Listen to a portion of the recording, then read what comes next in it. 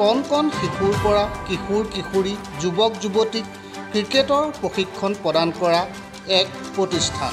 নিৰ্ভানা sports academy নামৰ প্ৰতিষ্ঠানটোত বিশ্বনাথ জিলাৰ বিভিন্ন প্ৰান্তৰ শতাধিক শিশু কিশোৰ কিশোৰীয়ে গ্ৰহণ কৰিছে ক্ৰিকেট খেলৰ প্ৰশিক্ষণ। বিশ্বনাথৰ যুৱ চিকিৎসক ভাতৃদ্বয় ডাক্তৰ কল্লুল ভূঞা আৰু ডাক্তৰ জনাৰ্দন ভূঞাৰ তত্ত্বাৱধানত পৰিচালিত নিৰ্ভানা স্পৰ্টছ একাডেমীত বিশ্বনাথৰ উপৰিও জামুগুৰি, কুসুমতলা, চতিয়া, বৰগাং, বেদেতি, ঘাঁহিগাঁও আৰু গহপুৰৰ প্ৰশিক্ষাৰ্থীয়ে ক্ৰিকেট খেলৰ প্ৰশিক্ষণ গ্ৰহণ কৰি আছে।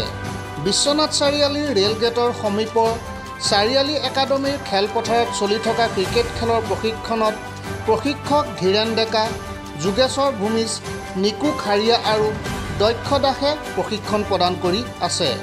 2021 চনতে প্ৰতিষ্ঠা লাভ কৰা নিৰ্ভানা স্পৰ্টছ একাডেমীৰ কেইবাগৰাকী খেলুৱৈয়ে ইতিমধ্যে জিলা আৰু ৰাজ্যিক ভিত্তিত নিজৰ দক্ষতা প্ৰতিপন্ন কৰিবলৈ সক্ষম হৈছে।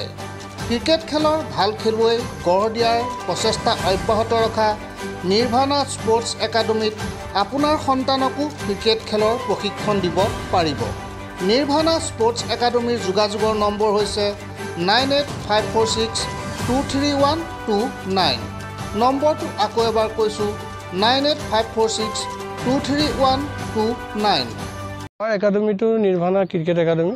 আমি 2021 চনত এইটো ষ্টাৰ্ট কৰিছিলোঁ আৰু ইয়াত বৰ্তমান আমাৰ 115 মান ষ্টুডেণ্ট আছে। তাৰপিছত আমি ইয়াত ক্ৰিকেটৰ ডেভেলপৰ কাৰণে যিখিনি কৰিব লাগে, আমাৰ ইয়াত 4জন কোচ আছে।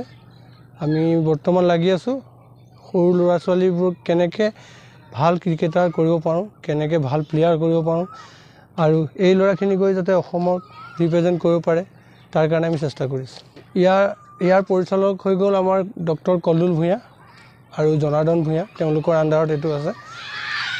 মই আছোঁ ধীৰেন ডেকা, যোগেশ্বৰ ভূমিজ আছে, নিপু খাৰিয়া আছে আৰু দক্ষ দাস আছে। আমি 4জন কোচে বৰ্তমান লাগি আছোঁ। ৰেগুলাৰ মিনিমাম 70 ষ্টুডেণ্ট আহে। আচলতে কি ক্ৰিকেটটো এনেকুৱা এটা বস্তু, ইয়াত মানে অকল যে আমাৰ ইয়াৰ স্থানীয় ল'ৰাই ওলাব লাগিব এইটো কথা নাই। মানে জংঘলতো থাকিব পাৰে, জংঘলতো ভাল প্লেয়াৰ থাকিব পাৰে। যদি ক্ৰিকেটটো প্ৰতি ইণ্টাৰেষ্ট থাকে, চব জেগাৰ পৰা ল'ৰা ওলাব পাৰে।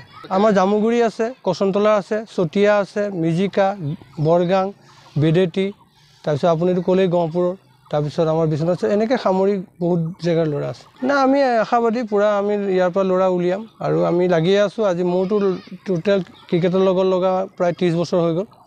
আমাৰ ল'ৰা 23 খেলি আছে, আণ্ডাৰ-19 খেলি আছে। এজনী ছোৱালী এইবাৰ ষ্টেট খেলিছে ইয়াৰ পৰা, তানিশা বৰগোহাঁই বুলি। তাৰপিছত 23 খেলি আছে এজন সৰ্বন খাউন বুলি কয়, আণ্ডাৰ-19 খেলি আছে দক্ষ দাস, ষ্টেট খেলি আছে। আৰু আমি যিমান পাৰোঁ চেষ্টা কৰি আছোঁ যাতে অসমক ভাল প্লেয়াৰ উলিয়াই দিব পাৰোঁ। পোনপ্ৰথমতে আপোনালোকক আমি ধন্যবাদ জ্ঞাপন কৰিছোঁ যে আমাৰ এনেকুৱা ভিতৰীয়া অঞ্চলতো আহি আমাক অকণমান উৎসাহ দিবৰ কাৰণে, যিহেতুকে আপোনালোকে আহিছে আজি আমাক। আমাৰ নিৰ্ভানা স্পৰ্টছ একাডেমী আজি 2021 চনত আমি আৰম্ভ কৰিছিলোঁ 5জনীয়া দল লৈ।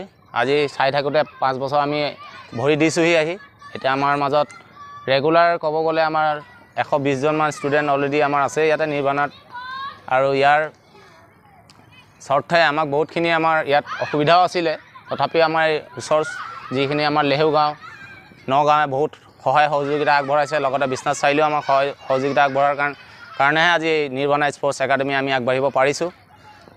তাৰোপৰি আমাৰ ইয়াৰ মাজত একাডেমী, আমাৰ নিৰ্ভানা স্পৰ্টছ একাডেমীৰ পৰা পোনপ্ৰথমে 19 বছৰ অনুৰুদ্ধত 2জনকৈ খেলুৱৈ আমাৰ ৰাজ্যিক দল হিচাপে পৰিচিত হৈছিল। তেওঁৰ নাম হৈছে শ্ৰৱণ কুমাৰ খাউন আৰু লগতে দক্ষ দাস।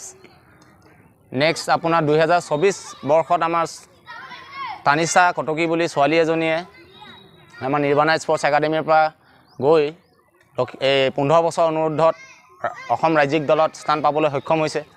আৰু লগতে আমাৰ ইয়াতে যিখিনি আমি কাম কৰিবলগীয়া আছে, এতিয়া বহুত আছে বুলি মই ভাবোঁ। আৰু অনাগত টাইমত আমি ভাবিছোঁ যে আমাৰ বিশ্বনাথ চাৰিআলিৰ পৰা যেন ভাল ল'ৰা ছোৱালী আছে আৰু ওলাব বুলি মই আশা কৰিছোঁ।